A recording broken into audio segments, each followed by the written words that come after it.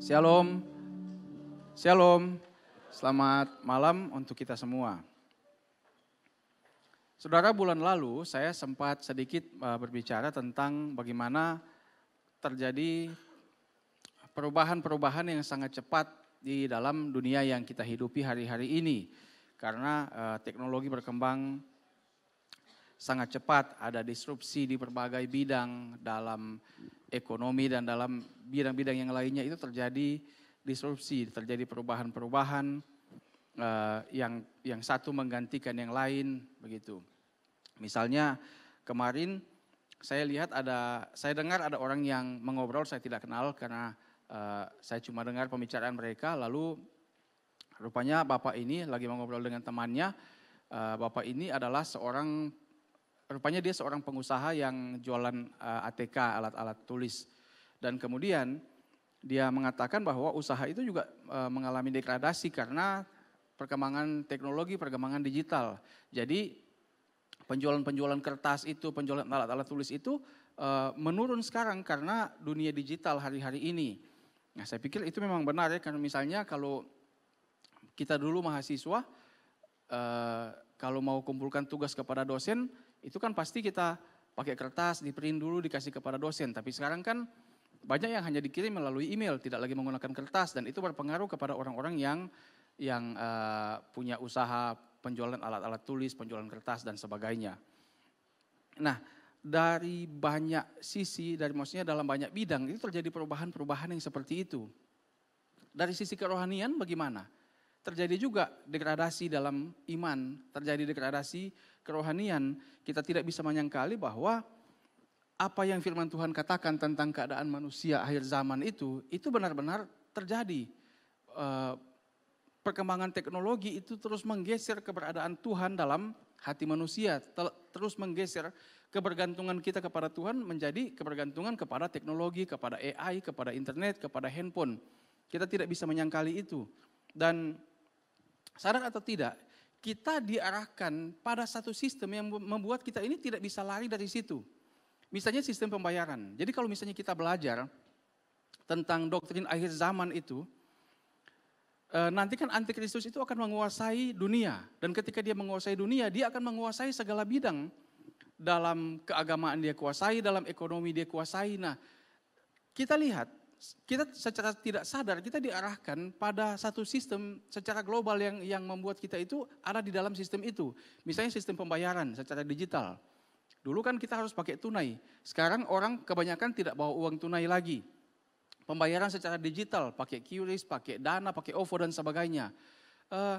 Nanti sistem pembayaran ini kan akan berlaku secara global. Seluruh dunia bisa, sekarang saja misalnya QRIS yang kita pakai itu kan nanti bisa dipakai juga di luar negeri tanpa harus menukarkan uang. Kalau ke luar negeri tidak harus menukarkan rupiah kita. Tinggal scan QRIS, otomatis sudah terbayar. Saya tidak bilang itu sistem antikristus, tidak terlalu dini untuk menyampaikan begitu. Tapi yang saya mau bilang adalah begini.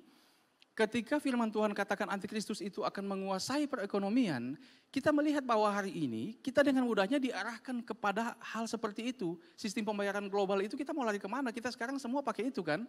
Semua kan pakai itu sekarang. Walaupun kita tidak bisa serta-merta langsung terlalu dini untuk menyimpulkan, oh kalau begitu itu tidak begitu. Tapi paling tidak itu kita sudah lihat ada indikasi ke arah-arah sana. Kita percaya gereja Tuhan itu tidak masuk ke masa antikristus itu. Tapi dulu kan kita mau bilang, oh nanti kalau sudah ada antikristus kita orang-orang Kristen mau ciptakan sistem sendiri. Kita mau berkebun supaya kita tidak perlu, tapi nyatanya sekarang kita tidak bisa lari dari situ. Semuanya kita akan masuk di dalam pola-pola yang diciptakan seperti itu. Dari sisi ekonomi, dari sisi apapun, kita sekarang ada menggunakan teknologi. Begitu. Nah, perubahan-perubahan seperti itu juga yang mungkin timbul di benak kita masing-masing. Gereja Tuhan ini akan seperti apa nantinya? Kita mungkin merasa aman sekarang, mungkin di usia seperti Ibu Gembala, Pak Gembala, seperti kami mungkin. Kita sudah merasa aman, sejak muda kita sudah melayani.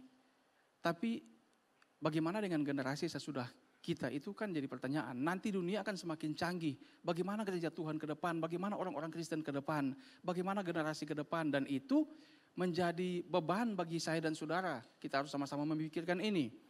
Dan itulah yang akan kita pelajari bersama-sama. Tema besar kita di bulan ini adalah peran Roh Kudus dalam keluarga.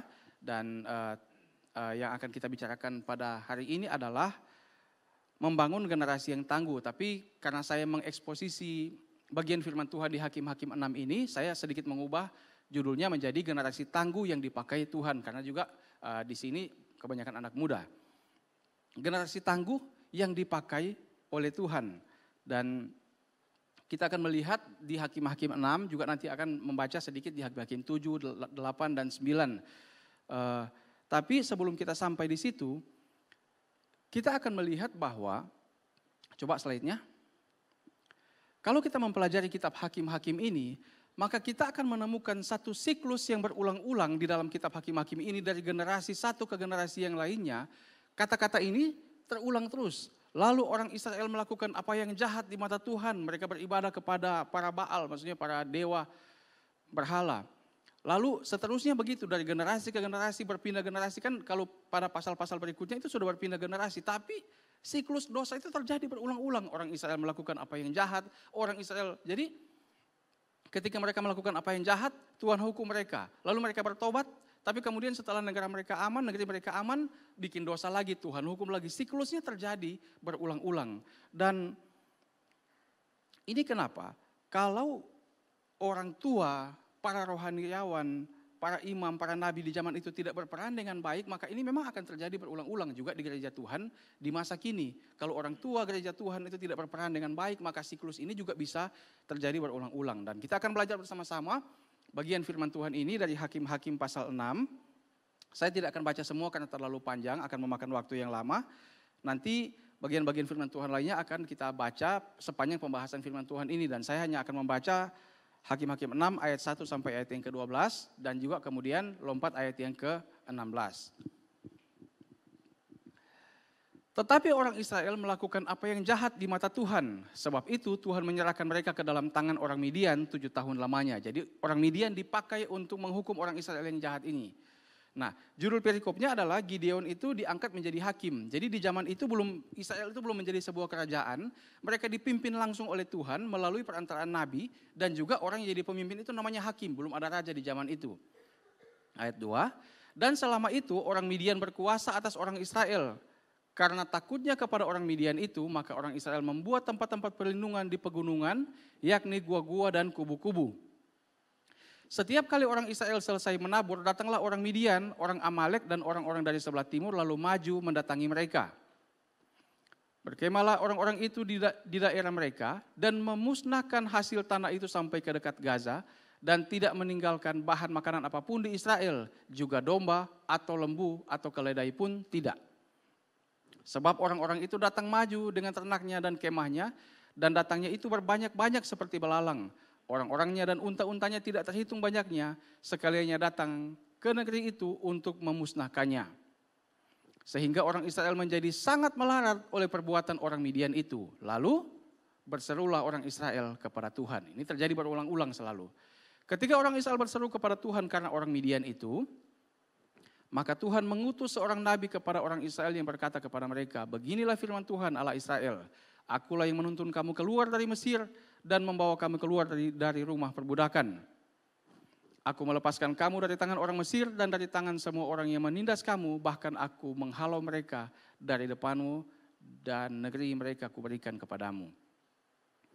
Dan aku telah berfirman kepadamu, akulah Tuhan Allahmu, maka janganlah kamu menyembah Allah orang Amori yang negerinya kamu diami, tetapi kamu tidak mendengarkan firmanku. Kemudian datanglah malaikat Tuhan dan duduk di bawah pohon tarbantin di Ofra, kepunyaan Yoas, orang Abiezer itu, sedang Gideon, perhatikan, anaknya, mengirik gandum dalam tempat pemerasan anggur agar tersembunyi bagi orang Midian. Malaikat Tuhan menampakkan diri kepadanya dan berfirman kepadanya demikian, Tuhan menyertai engkau, ya pahlawan yang gagah berani. Langsung ayat 16, berfirmanlah Tuhan kepadanya, tetapi akulah yang menyertai engkau, sebab itu engkau akan memukul kala orang Midian itu sampai habis. Jadi Tuhan memanggil Gideon ini untuk melepaskan orang Israel yang terjajah tadi, dijajah oleh orang Midian, supaya orang Israel itu bisa terlepas dari penjajahan orang Midian itu karena mereka sangat tersiksa. Tadi kita sudah membaca, jadi setiap kali orang Israel mempunyai panen, ada juga misalnya hewan ternak mereka, semuanya dimusnahkan oleh orang Midian sehingga terlalu tersiksa, dan kemudian Tuhan bangkitkan seorang bernama Gideon yang menjadi hakim, menjadi pemimpin untuk menjadi pahlawan membebaskan orang Israel dari penjajahan orang Midian itu. Dan kita akan melihat apa hubungannya dengan generasi yang tangguh. Kita akan lihat bersama-sama, pelan-pelan saya jelaskan bagian ini. Ada hal-hal yang harus kita mengerti dari bagian ini untuk menjadi generasi yang tangguh, dan juga kita belajar bagaimana pada akhirnya hidup kita ini sebagai orang tua, sebagai rohaniawan, sebagai orang-orang yang berperan itu, supaya kita juga bisa membangun sebuah generasi baru yang juga generasi yang tangguh yang nantinya dipakai oleh Tuhan. Nah, ada dua bagian yang akan kita pelajari dari bagian pembacaan firman Tuhan ini. Yang pertama adalah kita perlu memulai perubahan itu dari diri sendiri. Perubahan itu harus kita mulai dari diri kita dulu, dari diri sendiri dulu. Coba saudara lihat, lanjut. Ada dua yang perlu diperbaharui menurut teks ini, iman dan juga karakter. Coba tampilkan ayat yang ke-16.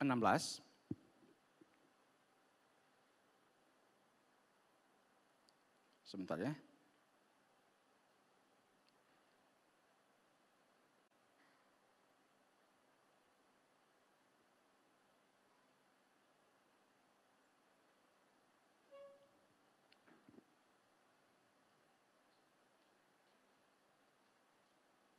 Ayat 25. Coba perhatikan, pembaharuannya itu dari pembaharuan iman dulu. Pada malam itu juga Tuhan berfirman kepada Gideon, ambillah seekor lembu jantan kepunyaan ayahmu, yaitu lembu jantan yang kedua berumur 7 tahun, runtuhkanlah mesbah Baal kepunyaan ayahmu dan tebanglah tiang berhala yang di dekatnya. Nanti saudara bisa membaca Hakim-Hakim 6, 7, 8, dan di Hakim-Hakim 6 ini, Gideon itu memang mereka menyembah Allah Israel, orang Israel ini, tapi mereka juga menyembah Baal. Dan perhatikan baik-baik, apa yang Tuhan suruhkan dia pertama kali. Dia akan melepaskan orang Israel dari penjajahan orang Midian, tapi dia takut. Dia menjadi ragu di sana, tapi Tuhan kemudian berikan tanda menguatkan imannya. Setelah imannya dikuatkan, lalu apa yang terjadi? Mesbah Baal itu, ternyata ayahnya juga punya mesbah Baal. Tempat penyembahan mereka kepada berhala itu kepunyaan ayahnya Gideon ini. Dan apa yang Tuhan suruhkan? Hancurkan, runtuhkanlah itu, tebanglah itu. Kita perhatikan bersama-sama, dimulai dari Gideon dulu. Ada pembaharuan iman yang terjadi, kemudian barulah ke keluarganya, barulah pembaharuan itu terjadi di bidang yang lain. Tapi dari apa? Dari kerohanian mereka dulu. Nanti akan terjadi perubahan dari politik, dari ekonomi, dari militer mereka. Tapi yang Tuhan pulihkan pertama kali adalah apa? Iman mereka tentang kerohanian mereka. Dari mana? Dari Gideon dulu, imannya dikuatkan dulu, diberikan tanda bahwa dia benar-benar orang yang disertai Tuhan. Lalu kemudian disuruh runtuhkanlah mesbah itu, kepunyaan siapa? Kepunyaan bapaknya, ayahnya Gideon ini. Dia dulu, barulah ke keluarganya, barulah kepada bangsanya. Jadi kita melihat bahwa kalau kita mau menjadi generasi yang tangguh, dan juga kita bisa membangun sebuah generasi berikutnya yang juga generasi yang tangguh yang dipakai oleh Tuhan, mari memulai dari diri sendiri, dari sisi iman. Tapi dari sisi karakter juga kita bisa melihat, ada banyak hal yang bisa kita pelajari ya dari Gideon ini. Ada banyak hal, tapi saya hanya akan menjelaskan satu hal, yaitu tentang tanggung jawabnya dalam pekerjaan. Tentang tanggung jawabnya dalam pekerjaan. Orang yang bekerja itu adalah orang yang bertanggung jawab untuk dirinya, dan juga untuk keluarganya. Dan karakter ini harus kita miliki sebagai orang-orang yang, kalau mau jadi orang yang tangguh, kita harus miliki karakter yang baik ini, penuh tanggung jawab. Coba saudara lihat. Ketika Tuhan Yesus panggil Gideon, apa yang dikatakan di sana? Di ayat 11. Kemudian datanglah malaikat Tuhan dan duduk di bawah pohon terbantin di Ofra kepunyaan Yoas, orang Abiezer itu. Sedang Gideon anaknya sedang apa saudara? Sedang mengirik gandum di dalam tempat pemerasan anggur agar tersembunyi bagi orang Midian. Dia sedang bekerja. Kenapa diberikan penegasan tentang Gideon yang sedang bekerja? Untuk memberikan penegasan bahwa Tuhan memang berkali-kali memanggil orang-orang yang akan dipakai untuk menjadi alat bagi kemuliaan Tuhan itu ketika mereka sedang bekerja. Coba tampilkan slide-nya. Musa misalnya, dia sedang menggembalakan kambing domba milik Yitro ketika Tuhan panggil dia untuk membebaskan orang Israel dari perbudakan di Mesir. Daud sedang menggembalakan kambing domba ketika dia dipanggil mau diurapi jadi raja atas Israel. Nabi Elisa terpanggil juga ketika sedang membajak. Nabi Amos, dia seorang peternak, seorang pemungut buah ara juga. Gideon yang barusan kita baca, dia sedang mengirik gandum. Murid-murid Tuhan Yesus itu juga sedang bekerja. Ada yang nelayan, ada yang pemungut cukai. Bahkan Rasul Paulus dia sedang menganiaya orang-orang Kristen, Tuhan panggil dia. Artinya apa? Tuhan melihat semangat, Tuhan melihat sebuah kemauan, tanggung jawab.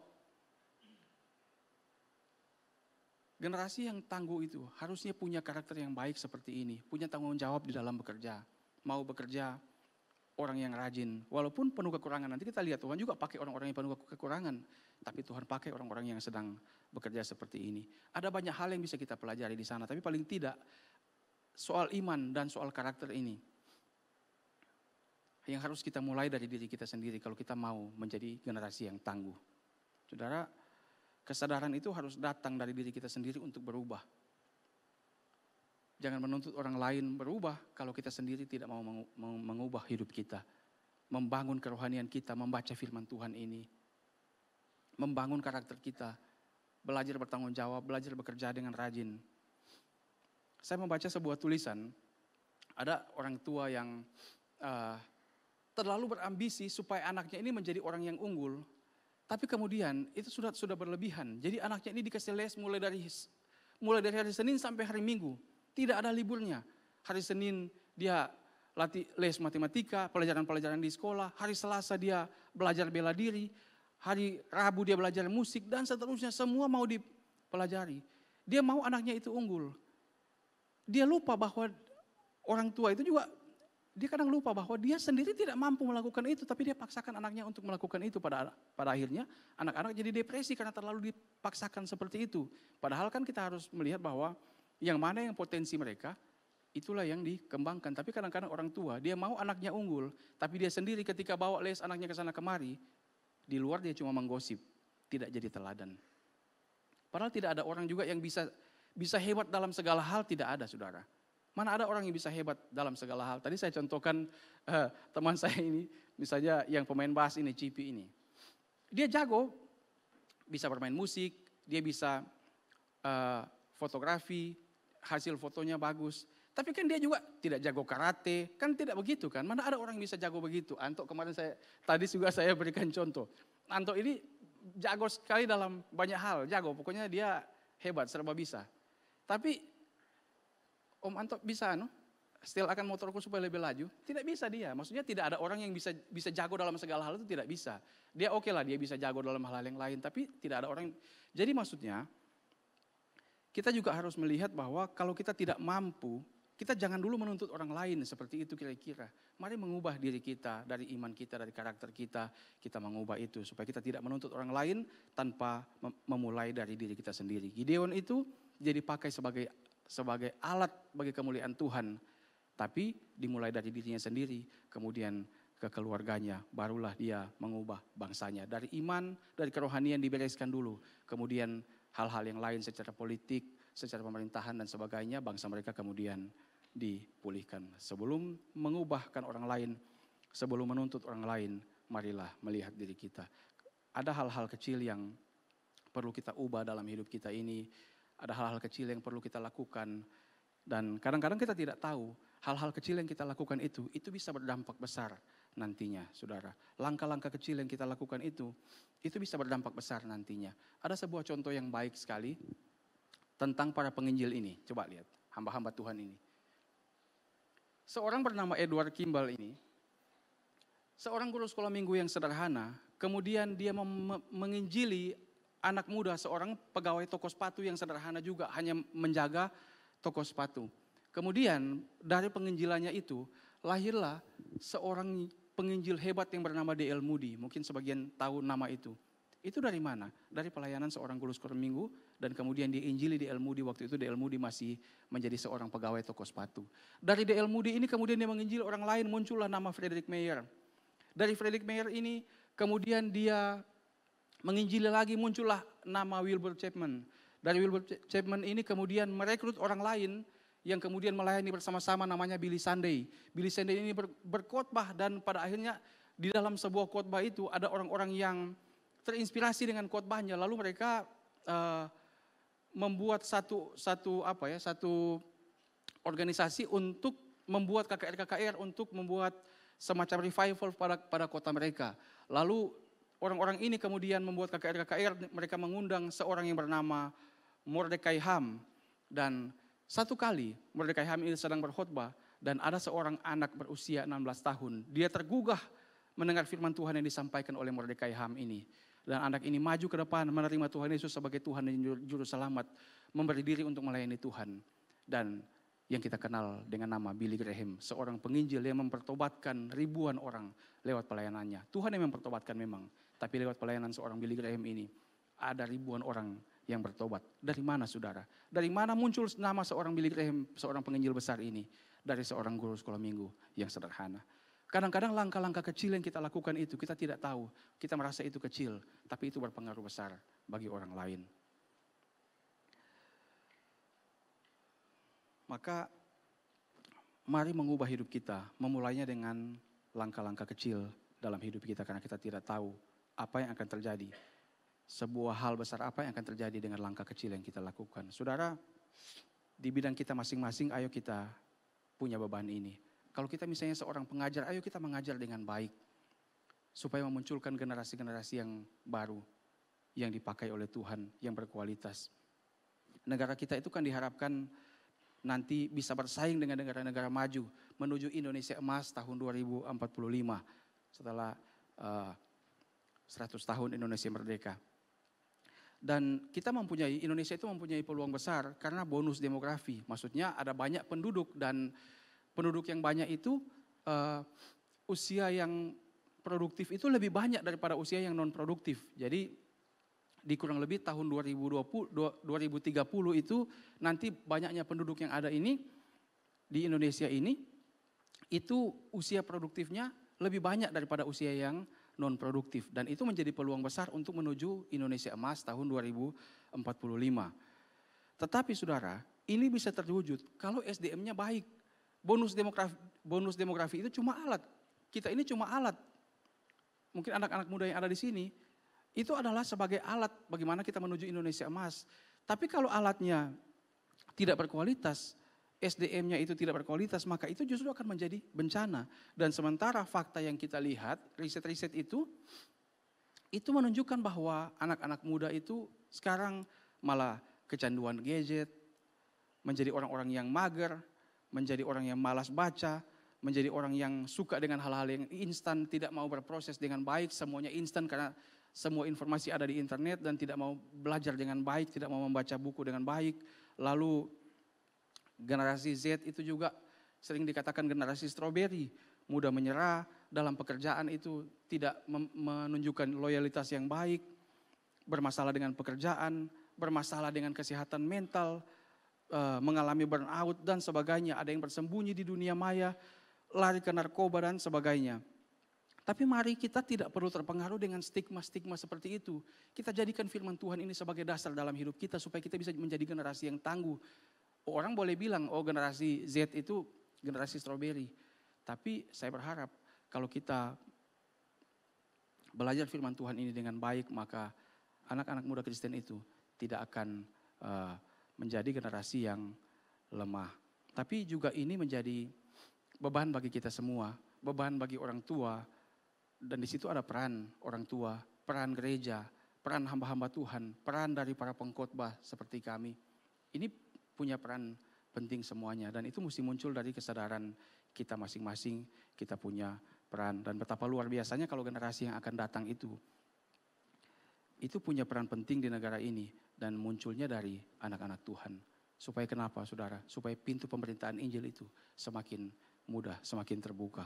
Generasi yang tangguh ini bisa terwujud kalau kita sebagai orang-orang percaya itu tahu peran kita masing-masing sebagai batu yang hidup untuk membawa pada sebuah hal yang baik, untuk membawa pada kemuliaan Tuhan.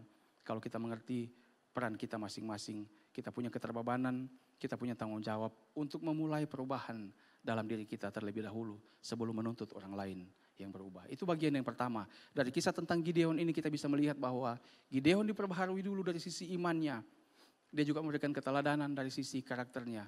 Baru kemudian keluarganya dipulihkan, bangsanya dipulihkan secara rohani. Dan kemudian dalam hal-hal yang lain mereka bisa merdeka, negara mereka bisa aman. Itu bagian yang pertama. Yang kedua saudara yang tidak kalah pentingnya, kita tetap menempatkan Tuhan sebagai yang utama dalam segala keadaan. Apa hubungannya dengan generasi? Mungkin saudara bertanya seperti itu. Saya akan jelaskan ini pelan-pelan.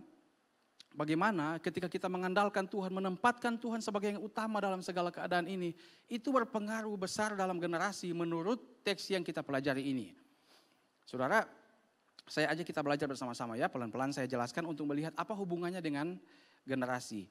Saudara, Gideon ini dia bukan siapa-siapa, bahkan keluarga mereka itu keluarga yang miskin, keluarga yang lemah. Coba saya bacakan dulu Hakim-Hakim pasal 6 ayat 12 sampai ayat yang ke-16. Hakim-Hakim pasal 6 ayat 12. Maka malaikat Tuhan menampakkan diri kepadanya dan berfirman kepadanya demikian, Tuhan menyertai engkau ya pahlawan yang gagah berani. Oke, ini dia meminta tanda, lanjut lagi. Dan Tuhan berikan tanda, terus. Nah, kemudian Gideon bilang begini, tetapi jawab Gideon kepada Tuhan, Tuhanku, dengan apakah akan kuselamatkan orang Israel? Ketahuilah, kaumku adalah kaum yang paling kecil, dalam terjemahan yang lain dikatakan kaum yang miskin, kaum yang lemah, di antara suku Manasye, dan aku pun seorang yang paling muda di antara kaum keluargaku. Dia bukan siapa-siapa, keluarganya juga bukan dari keluarga pejuang, bahkan dianggap miskin, dianggap kecil, dianggap lemah. Sebenarnya secara manusia, tidak mungkin Gideon ini bisa menjadi seorang pahlawan yang membebaskan orang Israel dari tangan orang Midian. Fakta ini saja sudah sangat mencengangkan, saudara. Tapi ada fakta yang mengejutkan yang lebih daripada itu. Kalau nanti saudara membaca, di Hakim-Hakim pasal yang ke-7 nanti saudara bisa baca sendiri. Pada akhirnya Gideon meminta tanda kepada Tuhan dan Tuhan berikan dia kekuatan, keberanian, dia sudah berani. Dia panggil 35.000 orang Israel itu untuk berperang melawan orang Midian. Tahu jumlahnya perbandingannya? Orang Israel itu cuma punya tentara 35.000 orang. Sementara orang Midian itu 135.000 orang.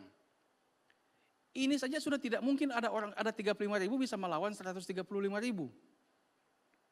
Tapi kemudian nanti saudara baca di Hakim-Hakim pasal 7, Tuhan bilang itu masih terlalu banyak. Kalau kamu terlalu banyak, kamu itu nanti jadi sombong. Kalau kamu berperang dan kamu menang, nanti kamu bilang, itu karena kami hebat, kami banyak. Kalau begitu, suruh pulang yang takut. Lalu Gideon katakan, siapa yang takut berperang pulang? Yang pulang berapa ribu? 22.000, tinggal 10.000 orang. Bagaimana mungkin 10.000 bisa melawan 135.000, tapi Tuhan tidak berhenti di situ. Dia katakan itu masih terlalu banyak, nanti kamu jadi sombong, kamu merasa hebat karena kamu masih ada 10.000 orang. Tuhan katakan kepada Gideon, kamu suruh orang-orang itu turun ke sungai dan minum. Dan siapa yang minum dan membawa air itu ke mulutnya, dia saja yang maju berperang. Dan saudara tahu berapa orang, nanti saudara bisa baca sendiri, berapa orang yang waktu minum, ada yang minum langsung berlutut dan menjilat air itu.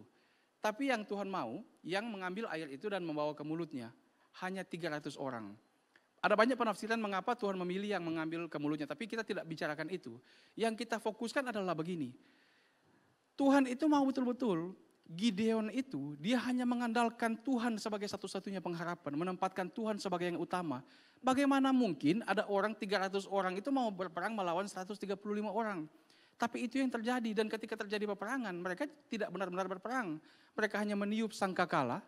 Kemudian orang-orang Midian yang 135 orang tadi itu, mereka saling bunuh-bunuhan, entah mengapa, lalu mereka kacau sendiri di perkemahan mereka dan saling membunuh. Lalu orang Israel bisa menang. Apa yang kita dapatkan bahwa Tuhan benar-benar mau Gideon dan pasukannya itu, orang-orang Israel itu benar-benar melihat bahwa hanya Tuhan yang mereka harapkan sebagai penolong satu-satunya, saudara. Ini memberi pelajaran bagi kita bahwa siapapun kita tidak perlu kehilangan semangat, kita tidak perlu menjadi minder. Karena kalau kita bersama dengan Tuhan, seberapapun kita itu lemah, Tuhan bisa pakai kita. Untuk berdampak bagi orang lain, untuk berdampak bagi generasi, menjadi generasi yang tangguh. Coba tampilkan slide-nya. Tokoh-tokoh Alkitab itu, yang Tuhan pakai, mereka juga punya banyak kelemahan. Abraham itu pernah mengambil keputusan yang salah soal Hagar. Tapi Tuhan pakai dia. Yakub itu pernah menjadi penipu, dia kelabui ayahnya untuk mendapatkan berkat. Elia orang yang pernah putus asa dan ingin bunuh diri. Daud pernah berzina, melakukan pembunuhan berencana terhadap Uria. Rahab seorang pelacur, saudara. Petrus pernah menyangkali Tuhan Yesus, tapi mereka dipakai Tuhan. Murid-murid Tuhan Yesus itu juga berambisi untuk siapa yang terbesar. Bayangkan Tuhan Yesus sudah ajari mereka, tapi mereka masih berambisi untuk siapa yang paling menonjol, siapa yang terbesar. Wanita Samaria berhubungan dengan beberapa pria sekaligus, tapi Tuhan pakai orang-orang ini. Mari belajar bahwa selemah apapun kita, dalam kondisi apapun, Tuhan tetap bisa pakai kita. Tuhan memakai orang-orang yang terlihat lemah di dalam Alkitab itu untuk menunjukkan bahwa bukan seberapa buruk, seberapa hancurnya hidup kita, bukan seberapa lemah dan kita punya kekurangan, tapi seberapa kuat tangan Tuhan yang pegang kita dan mau mengubah kita untuk dipakai menjadi alat bagi kemuliaan Tuhan. Tapi perhatikan baik-baik, saudara. Ini yang saya katakan tadi, kita akan melihat ini dalam hubungannya dengan generasi. Ternyata, saudara, ujian dalam kekuatan itu lebih sulit daripada ujian ketika kita lemah. Ujian ketika kita kuat itu lebih sulit daripada ujian ketika kita lemah. Gideon tadi tidak punya apa-apa, dia dari keluarga yang sederhana. Kemudian harus berperang melawan orang Midian yang kuat dengan pasukan yang tidak seberapa. Sudah begitu Tuhan suruh lagi hanya dengan 300 orang. Di situ dia benar-benar mengandalkan Tuhan. Tapi ternyata ketika dia sudah menjadi orang yang hebat, menjadi orang yang sukses, menjadi keluar sebagai pahlawan, dia melakukan sebuah kesalahan. Dia mengambil keputusan yang tidak melibatkan Tuhan. Dan dari situlah kita melihat kehancuran yang terjadi.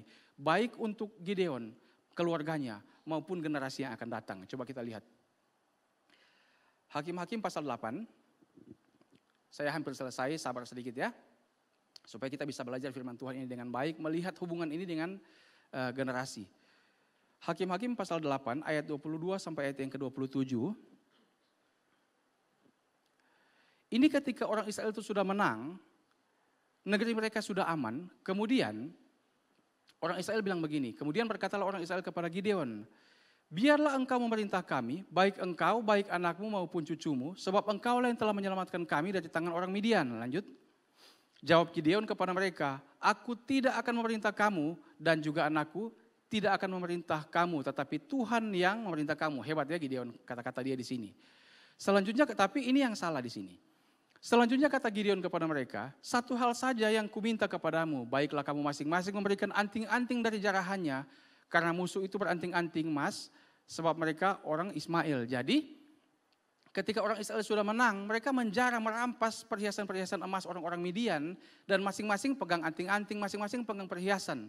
Lalu Gideon minta itu supaya kumpulkan. Jadi Gideon katakan, saya tidak mau menjadi raja, tetap Tuhan menjadi raja atas Israel, tapi kamu, mana jarahan itu kamu kumpulkan di sini. Lanjut. Jawab mereka, kami mau memberikannya dengan suka hati. Dan setelah dihamparkannya sehelai kain, maka masing-masing melemparkan anting-anting dari jarahannya ke atas kain itu. Adapun berat anting-anting emas yang dimintanya itu ada 1.700 sikal emas, belum terhitung bulan-bulanan, perhiasan telinga, dan pakaian kain ungu muda yang dipakai oleh raja-raja Midian, dan belum terhitung kalung rantai yang ada pada leher unta mereka. Kemudian apa yang terjadi, saudara?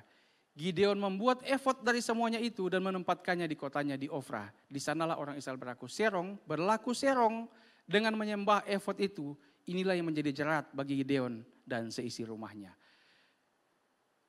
Ketika dia masih dalam keadaan lemah, dia betul-betul bergantung kepada Tuhan.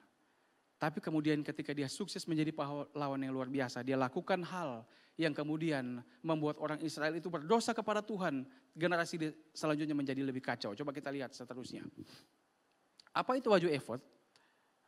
Coba tampilkan ya. Ya, baju efod itu seperti ini yang dipasang. Nanti sudah bisa baca di Perjanjian Lama bagaimana baju efod itu. Itu dipakai oleh imam dalam peribadatan. Tapi di dalam efod ini ada 2 batu, namanya Urim dan Tumim. Jadi batu ini mereka pakai, orang-orang Israel itu pakai untuk meminta apa kehendak Tuhan bagi mereka. Misalnya mereka mau berperang atau keputusan-keputusan yang lain yang tidak mendapatkan jawaban dari Tuhan, mereka akan pakai dua batu ini, batu putih dan hitam, Urim dan Tumim ini. Lalu diacak kemudian dibuka. Kalau yang terbuka batu yang putih, maka berarti mereka boleh maju, melakukan apa yang mereka mau. Tapi kalau yang terbuka batu yang hitam, maka mereka tidak boleh melakukan. Tapi kalau terbuka dua-dua, itu berarti Tuhan tidak berfirman dan mereka jangan dulu melakukan apa-apa. Disuruh tunggu, jangan dulu melakukan apa-apa karena Tuhan tidak berfirman. Dan seharusnya baju efod ini itu tidak boleh dibuat oleh sembarang orang. Gideon itu dia seorang pahlawan, dia seorang hakim. Tapi yang berhak melakukan ini itu adalah imam. Lalu baju efod ini, Urim dan Tumim, batu Urim dan Tumim itu seharusnya ada bersama-sama dengan tabut Tuhan. Waktu itu ada di Silo. Tapi kita baca tadi, Gideon itu buat sendiri dan dia taruh di kotanya sendiri. Dan ini merupakan keputusan yang fatal. Dia tidak minta petunjuk kepada nabi, dia tidak minta petunjuk kepada imam. Tiba-tiba dia suruh kumpulkan emas-emas itu dan dia bikin baju efod ini. Dan pada akhirnya kita sudah baca tadi, orang Israel itu berlaku serong. Kemudian mereka menyembah baju efod itu. Jadi berhala baju efod itu. Dan mungkin kalau kita baca terlalu panjang, tapi kalau saudara baca Hakim-Hakim pasal yang ke-9, setelah itu orang Israel kemudian berbuat dosa lagi kepada Tuhan. Dan kemudian generasi selanjutnya itu juga melakukan dosa. Siapa yang menjadi dalang dari kekacauan di Israel itu? Itu adalah anak dari Gideon yang namanya Abimelek. Menarik sekali saudara, karena Gideon ketika diminta jadi raja, dia bilang, oh saya tidak perlu jadi raja. Tetap Tuhan yang jadi raja. Tapi entah bagaimana dia namakan anaknya itu Abimelek, nanti saudara bisa baca. Abimelek itu apa artinya? Ayahku adalah raja. Kita melihat bahwa ada yang mulai tidak beres dalam hati Gideon. Dia namakan anaknya Abimelek, ayahku adalah raja. Dia buat baju efod di kotanya sendiri dan membuat orang Israel menyembah baju efod itu. Pada akhirnya bukan cuma di generasi mereka, tapi generasi selanjutnya menjadi generasi yang kacau. Lanjut. Siklus yang tadi saya jelaskan di awal itu, ketika orang Israel berdosa, mereka kemudian dihukum oleh Tuhan dengan raja-raja asing, lalu mereka bertobat, Tuhan munculkan hakim lagi, kemudian negeri mereka aman, mereka lakukan dosa lagi, Tuhan pakai lagi orang asing, Raja Moab, Raja Amon dan sebagainya itu untuk menghukum orang-orang Israel. Tapi khusus dalam kisah Gideon ini, ketika Gideon salah mengambil keputusan, dia mengambil sebuah keputusan untuk membuat baju efod tanpa tanya kepada nabi, tanpa tanya kepada imam. Dia mengambil keputusan yang tidak melibatkan Tuhan. Dia mengambil keputusan dan tidak bergantung kepada Tuhan. Maka pada akhirnya yang menjadi dalang kekacauan dalam di Israel itu adalah Abimelek anak Gideon. Bukan lagi orang lain, tapi generasi selanjutnya, yaitu Abimelek itu yang menjadi sumber kekacauan. Kita lihat keputusan yang tidak melibatkan Tuhan itu berpengaruh pada generasi. Keputusan yang tidak menempatkan Tuhan sebagai satu-satunya yang utama dalam hati kita itu berpengaruh bagi diri kita, bagi keluarga kita, dan juga bagi generasi yang akan datang. Saudara, memang lebih mudah taat dan mengandalkan Tuhan pada saat kita lemah, daripada konsisten untuk bergantung pada Tuhan dalam segala keadaan, apalagi kalau kondisi sedang baik. Mudah memang kita taat kepada Tuhan, mengandalkan Tuhan pada saat kita lemah. Tapi pada saat kondisi sedang baik, pada saat kita sedang kuat, pada saat kita sedang diberkati, itu merupakan hal yang sulit bagi kita untuk terus konsisten bergantung kepada Tuhan. Itu sebabnya saudara, ada ratusan kali kata-kata Tuhan itu di dalam Alkitab kalau saudara baca, Tuhan katakan, akulah Tuhan Allahmu yang membawa engkau keluar dari rumah perbudakan. Dari generasi ke generasi kata-kata ini terus diulang. Tapi mungkin orang Israel tidak menyadari itu. Seharusnya ini yang menjadi peringatan bagi setiap generasi untuk melihat karya Tuhan bagi mereka. Supaya mereka ketika dalam kondisi yang baik, ketika dalam kondisi yang susah, mereka tetap melihat pertolongan Tuhan. Dan inilah yang seharusnya ada pada kita. Roh Kudus itu seharusnya berperan bagi kita, bagi keluarga kita, di dalam hidup kita. Supaya apa? Supaya kita terus mengingat akan karya Tuhan yang mengeluarkan kita dari perbudakan dosa. Itulah pentingnya peran Roh Kudus dalam hidup kita, dalam keluarga kita untuk menciptakan generasi yang tangguh.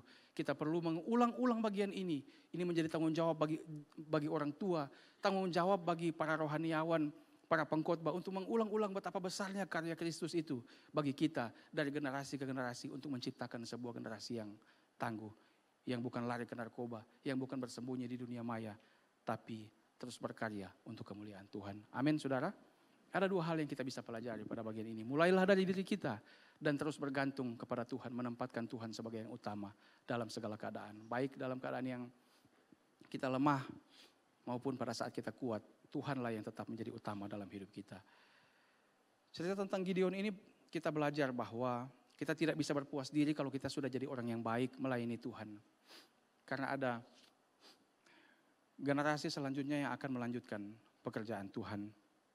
Tapi mari kita tetap menanamkan prinsip firman Tuhan dalam hidup kita maupun orang-orang lain yang kita layani juga kepada anak-anak. Supaya selalu memulai perubahan dari diri sendiri. Belajar membangun iman, belajar membangun karakter dan tetap bergantung kepada Tuhan. Gideon itu sudah memberi teladan bagaimana perubahan dimulai dari dirinya sendiri. Barulah kepada keluarga, barulah kepada bangsanya. Tapi sayang sekali di puncak kesuksesannya sebagai pahlawan, sebagai hakim, dia melakukan tindakan yang tidak melibatkan Tuhan. Dia membuat baju efod dan pada akhirnya orang Israel itu berdosa. Mereka menyembah baju efod itu dan dosa itu terus berlangsung pada generasi yang selanjutnya menjadi generasi yang semakin kacau. Mari melibatkan Tuhan dalam setiap keputusan yang kita ambil. Dalam segala keadaan, baik keadaan yang